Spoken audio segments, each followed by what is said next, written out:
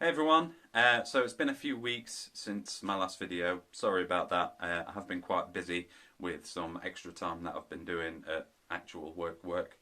I've also been doing a lot more housework and garden work over the last few weeks because I've needed to. It's gotten a little bit out of hand. And, all that kind of stuff that grown-up stuff that I really like doing. Um, I've also got the chance to spend a bit of extra time with my girlfriend as well, specifically last week, which is always nice. She managed to actually come over here for a few days, and that was really good. And we watched Captain Marvel together for the first time. So it's not going to be a review of the film, basically because I don't think I'm necessarily qualified to give that kind of a review. But what I am qualified to do is just give my thoughts and my opinions on the film and what I felt about it without necessarily getting bogged down by all that technical stuff that you often see in reviews. So yeah, there we go. I quite like this film.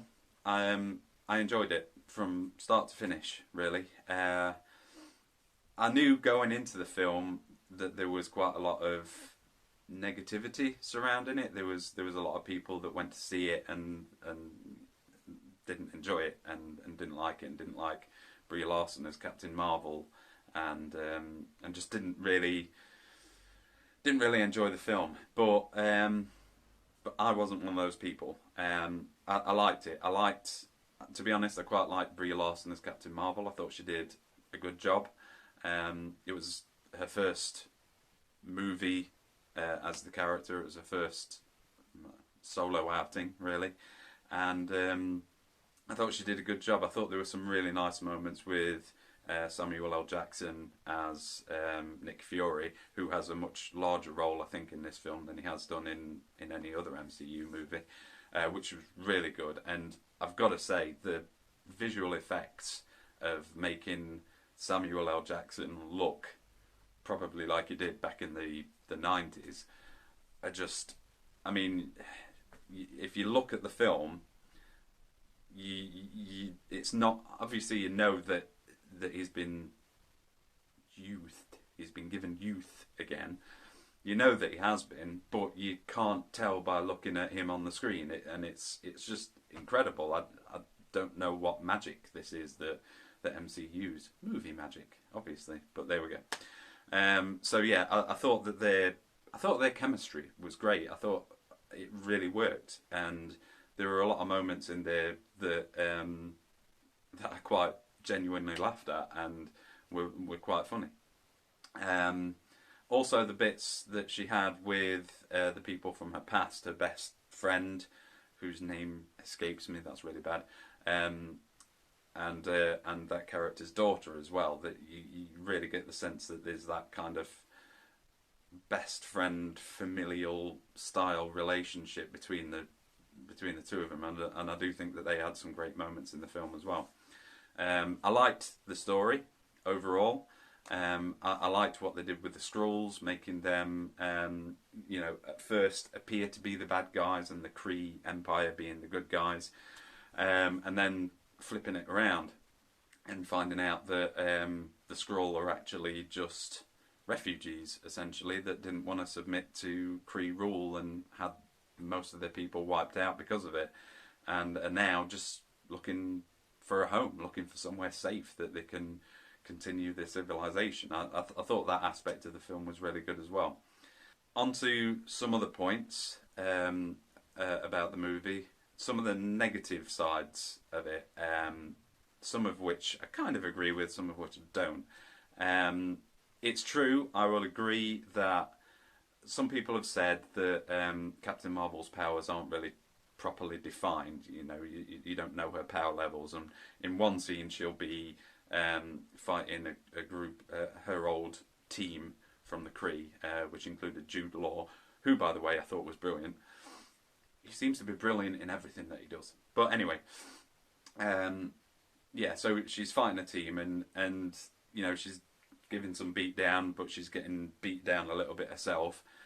And then in a few scenes later, she's flying through space and just obliterating an entire Kree armada. The accusers, their fleet, and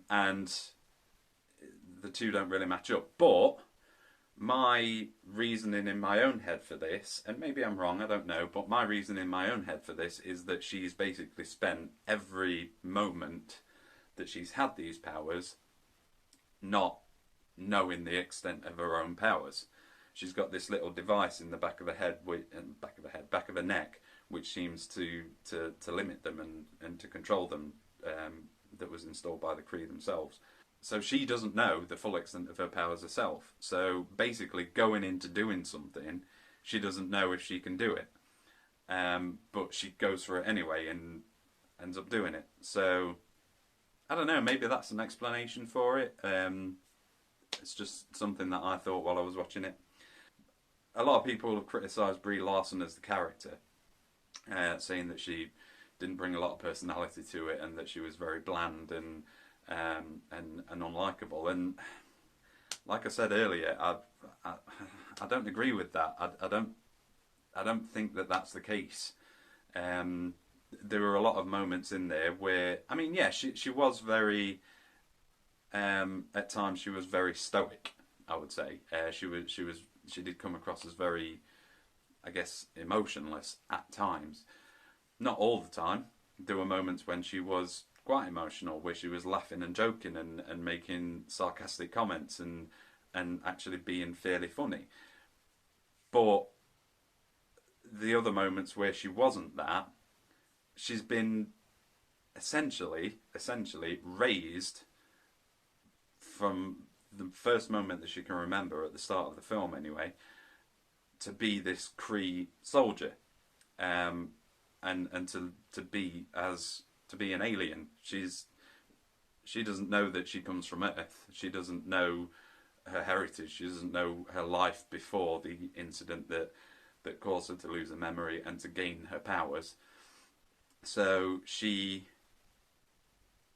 doesn't know how to be that. All she knows is what they've taught her, which is how to be a Kree soldier. And that, again, it's a different culture, so it's a different way of living, it's a different way of being. So that, to my mind, explains that to an extent. She can be stoic and emotionless because that's how she's been brought up, for want of a better description. Now, the biggest controversy about the film were some comments made by Brie Larson herself some time ago. I forget exactly what she said, so I'm paraphrasing massively here, but she, in sort of an acceptance speech / interview type situation, said something along the lines of, I don't need a white middle-aged guy to tell me what he thinks about a film because it wasn't made for him. And there seems to be a portion of people out there that are taking that comment and applying it to Captain Marvel. But the thing is, she didn't make that comment about reviews or people going to see Captain Marvel. She made that comment about another film, which I haven't seen, called A Wrinkle in Time, which, as I understand it, had a certain demographic. It was aimed at a certain demographic, i.e. women of colour. And that's simply what she meant by it. All she meant was, when she's getting feedback for A Wrinkle in Time, what she is most interested in is to find out what the movie itself meant to the people that the movie itself was targeted at. Not people that the movie wasn't necessarily targeted at. Now, could she have said it more, I don't know, diplomatically? Yeah, probably, maybe. But why would you jump on that and take that comment and apply it to a different film, which in itself is aimed at comic book fans? The film is aimed at comic book fans. And comic book fans can be white, they can be of colour, they can be male, they can be female, they can be young, they can be old, they can be big, they can be small.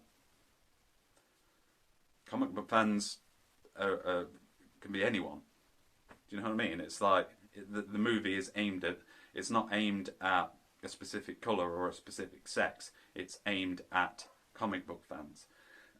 So of course, Brie Larson, if she's applying the same logic to Captain Marvel that she did to A Wrinkle in Time, yes, she absolutely is interested in what that movie means to comic book fans. But there are still a lot of people out there that are saying, oh, Brie Larson doesn't care what if you're a white middle-aged male or a white young male or a white old male. She's not interested in what you think about Captain Marvel. Well, no, she is. If you like comic books, she's interested in what you have to say about the film. So yeah, so I don't think that was fair. I don't think that was a fair thing to do. And to be honest with you, I'm going to kind of split the reactions to this film into sort of 3 different categories, really. The first category is people who like the film, me and others out there. People who went to see the film and just genuinely didn't enjoy it, which you're going to get with any film. No film has 100% perfect reviews. Everyone has different opinions, and that's fine. And then the third group is people who were probably kind of determined not to like this film way back when it was announced. There's that vocally major set of people out there, I think, that were determined not to like Captain Marvel as a film. And the problem is sort of figuring out those people from the people who went to see it and genuinely didn't like it. I'm not going to stand here and say that every bad review that Captain Marvel has got is from a person who was determined not to like the film. I'm fine. I'm all on board with the fact that the MCU and non-MCU fans alike who have seen this film might have gone, nah, it wasn't for me, didn't really enjoy it. And that's fine. But what I'm talking about is the people who saw it and went into seeing it thinking, I'm not going to like it. No. Not going to like it. So, and I think those people are out there, and I think those people definitely exist. Which is unfortunate, really, because it damages the film. And I think, to be honest with you, it's a bit of a disservice to the MCU as a whole, because these guys know what they're doing. They gave Brie Larson the lead role in this film for a reason. She got there for a reason, because they thought that she was right for the role. And really, Kevin Feige, MCU, they've not made that many missteps over the years. And I'm going to say that Captain Marvel, for me anyway, wasn't a misstep. It's certainly not my favourite Marvel film. It's not top 5. It's probably not even top 10. Maybe even not top 15. But it was a good film. And it was enjoyable. And it was good to watch. And my girlfriend and I, we both enjoyed it. So there we go. That's my take on the film. There we go. So, let me know what you thought of it in the comments. Just remember to be respectful about it, and remember that everyone is entitled to their own opinion, whether it's the same as yours or not. And also, if you could drop me a like if you like what you saw in the video, and a subscribe, that would really help me out as well. That would be great. And I'll see you next time, hopefully a little bit sooner than a couple of weeks away.